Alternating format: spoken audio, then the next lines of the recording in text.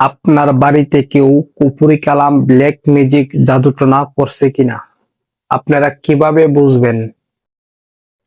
আপনার বাড়িতে কোনো ধরনের অশুভ শক্তির প্রভাব আছে কিনা কিভাবে বুঝবেন? এটা বোঝার জন্য একটি গুরুত্বপূর্ণ একটি তদবির নিয়ে আমি আপনাদের মধ্যে উপস্থিত হলাম। বেশি কথা বলবো না, আসুন আমরা জেনে নেই। আপনার বাড়িতে ব্ল্যাক ম্যাজিক কিংবা জাদুটোনা এগুলো আছে কিনা কিভাবে বুঝবেন?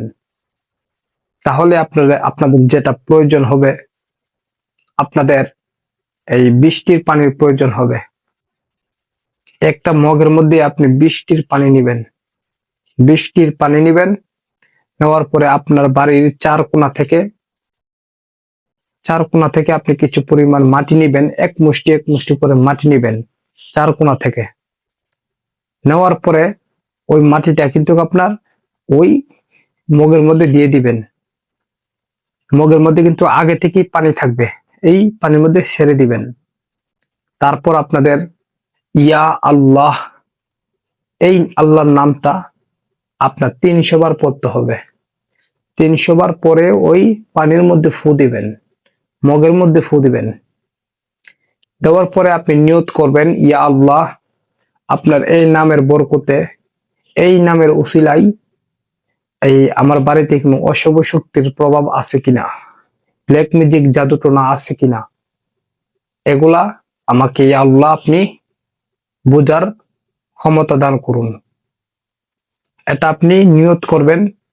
করার পরে ওই যে মগটা, ওই মগের পানি আপনি কি করবেন, ওই মাটি আর পানিটা একসাথে মিক্স করবেন, নাড়া দিবেন। দেওয়ার পর ওই পানিটা কোন যে আগাছা, ছোট ছোট যে গাছগুলো আছে, ওই গাছের মধ্যে ওই পানিটা ছিটিয়ে দিবেন। ছিটিয়ে দেওয়ার 24 ঘন্টা পর যদি আপনি দেখেন ওই গাছগুলা মরে গেছে, যে ছোট ছোট যে আগাছা গাছগুলো আছে, হ্যাঁ, ওই গাছের মধ্যে আপনি পানিটা ছিটিয়ে দিবেন।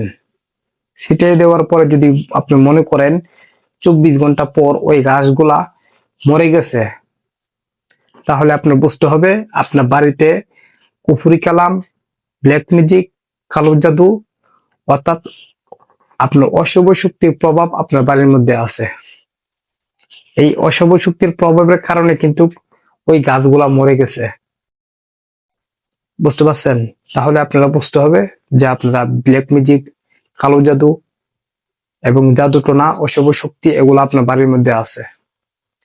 এই সহজ আমলটা আপনাদেরকে আমি শেয়ার করলাম। তো এটা আপনারা কিন্তু জনকল্যাণের জন্য মানুষের কাছে এটা শেয়ার করে দিবেন। এবং আমার চ্যানেলে যারা নতুন, আমার চ্যানেলটি আপনারা সাবস্ক্রাইব করে দিবেন। সে পর্যন্ত আমার সাথে থাকবেন। পরে কোনো না কোনো এক ভিডিওতে দেখা হবে। সে পর্যন্ত ভালো থাকবেন।